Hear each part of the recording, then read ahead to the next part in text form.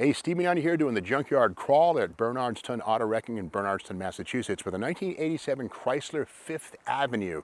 Don't call it a New Yorker. You gotta remember, in the 1980s, Chrysler pretty much went all front-wheel drive. And even the mighty Imperial or the New Yorker and the Dodge Dynasty, etc., went front-wheel drive. But with that said, the M body was available with rear-wheel drive all the way through 1989. And in fact, this would be Chrysler's last rear-wheel drive until 2005 when the 300 came back. So if you wanted a rear-wheel drive Chrysler, you could still get one.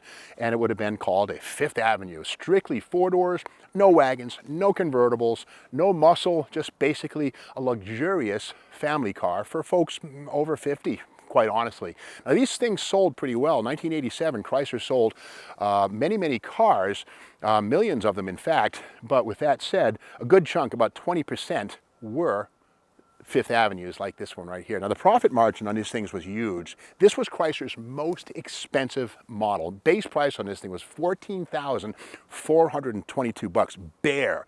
That was a full $1,300 more than a New Yorker, which was a front-wheel drive platform. So again, by selling a dinosaur, an antique platform, they got a lot of money out of these things and made a lot of profit. Again, that was Lee Iacocca's trick. Now, of course, Lee Iacocca was head of Chrysler at this point in time, going way back to 1964. Lee Iacocca is the same guy who basically took the Falcon and gave it a really good-looking body, Mustang, and sold the heck out of them. Same basic platform, minimal investment, but more looks, more profit. Same thing happened in 1969 with the Lincoln Continental Mark III, Thunderbird four-door, basically sexy body, a Lincoln Mark III, big profits, basic mechanicals. Same thing here. Now the bones of this thing are the 1976 Volare and Aspen F body, and we can see right here, this is the bones right here. And in fact, the F body right here, again, debuted in 76. The M body Chrysler, which was also called the LeBaron, was available from 77 up. And again, same basic bones, same 112-inch wheelbase too. But the F bodies and the M bodies had this transverse torsion bar front suspension. You can see it right there. Rear-wheel drive still, but it was downsized, and this was Chrysler's bid at a small rear-wheel drive platform before they really drank the lemonade and went front-wheel drive with the K cars and the Omnis and Horizons starting in 78. And of course 81, 82. But with that said, the bones of this thing are not to be confused with the final full size. This is the R body of 79 through 81. This is a true full-size Chrysler product right here. And these have longitudinal torsion bars. The last year, 81, of course, the M bodies, 77 through 89, have transverse torsion bars. And again, the whole point of those is that that whole system can unbolt, and they're a favorite among street rodders. And in fact, on this one here, the little junkyard cutaway shows us that the front suspension is gone. So somebody sliced away the frame, and then once you've done that, you can unbolt the K-frame, which has the entire front suspension, steering, disc brakes, control arms, transverse torsion bars. You take that, plug it under an F-Series pickup truck, or maybe a full-sized fat-fendered Ford or an old Buick or something from the 50s or 40s or 30s, and you have yourself a nice one-stop shopping street rod front suspension. Again, these F bodies and M bodies were classic donors, and I'm sure that's what happened here. Now, these things were strictly powered by one engine from 1984 through 1989. That was the 318 two-barrel.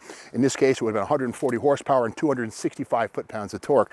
There were never any 360s in these, but with that said, the Slant 6 was available from 77 through 1983, but again, so underpowered that it was eventually terminated. And again, the Chrysler Fifth Avenue 318 two-barrel would have lived right here, belting out 140 horsepower. Again, power brakes were standard on them. Air conditioning was still an option, but something that was seen on most of them. But again, this one here has been sliced. We can see where the heat wrench, the acetylene, has sliced off the nose so that the front subframe could be more easily harvested.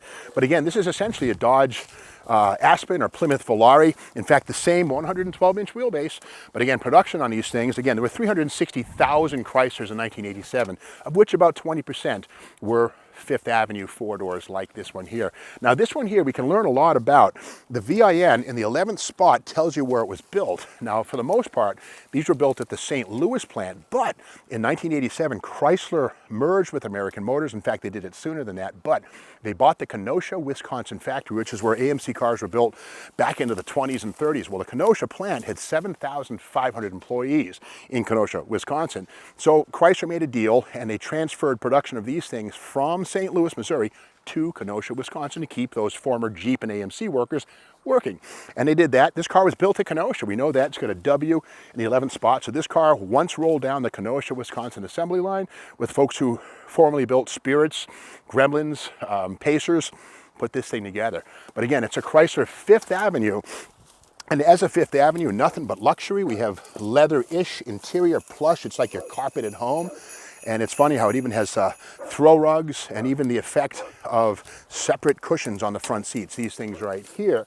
And we can hear Queen Katie of Bernardston barking. She's chasing a rabbit in the background, so we'll ignore the barking dog. That is not a sound effect, that is Queen Katie. But let's look inside the glove compartment and see what's in the box. And here we have the plastic wood grain Chrysler. And again, quality engineered by Chrysler Corporation. Open it up. And, ooh, okay, registration. Here we go. Okay, vote for experience. Marianne Gardette, who cares, doesn't matter. And this car was owned by Phelps, Robert Phelps of Millers Falls in Massachusetts. What else we got in here? Yeah, let's see, any money? Sometimes people put a $100 bill in here just for all kinds of, exit to Marion, taking a ride to the something. Nothing too cool, unfortunately. Yeah, registration, nothing. Ooh, salt and pepper, you gotta have these. When you go to McDonald's, you always wanna make sure you have plenty of the condiments. The salt and the pepper, very important for those McNuggets. You don't want to deal with the sauce. You want salt and pepper on those things. Just saying. You got to make sure that your arteries don't get soft. You have to have salt. So let's put this stuff back where it goes from. Continue our walk. Now again, as a Volare / Aspen, this has a lot of, I won't say trickery, but trickery to give it the look of something more expensive without the cost. This padded half vinyl top is actually a fiberglass cap. Behind this is the Volare Aspen roofline here, but this right here, you can hear that, it's soft. That's actually an add-on cap that gives the illusion of a LeBaron style Brome half vinyl top without the expense. But again, at over $15,000 base price, loaded close to 20, there must have been 30% profit built into these things, maybe even more. So, you know, the thing is, this architecture paid for itself. The tooling was amortized. The Volare and Aspen rear-wheel drive cars, the tooling for the floors, all that stuff was way paid for. Meanwhile, the far more expensive front-wheel drive Dynasty and New Yorker were less expensive cars. So the profit built into these things must have been astonishing. And again, speaks to Lee Iacocca's brilliance in making something out of nothing. But again, I had a Fifth Avenue. I drove it in the wintertime, and I will say this, there was nothing that could stop it. I had a 318 automatic, snow tires on the back. I could drive that thing anywhere. I don't know what was about it, but it could go through any kind of snow in Massachusetts. It was a pretty good car. Comfortable as heck, but again, the final rear-wheel drive Chrysler until 2005. So from 1990 through 2004, no rear-wheel drive Mopars except for pickup trucks and of course the Viper. But if you wanted a rear-wheel drive Mopar, 1989, your last shot. And if you like this video, be sure to subscribe to the Steve Mag's YouTube channel. And if you like this video, share it with your friends, give us a thumbs up, and be sure to ring the bell so you're aware of the next video, which comes out tomorrow morning.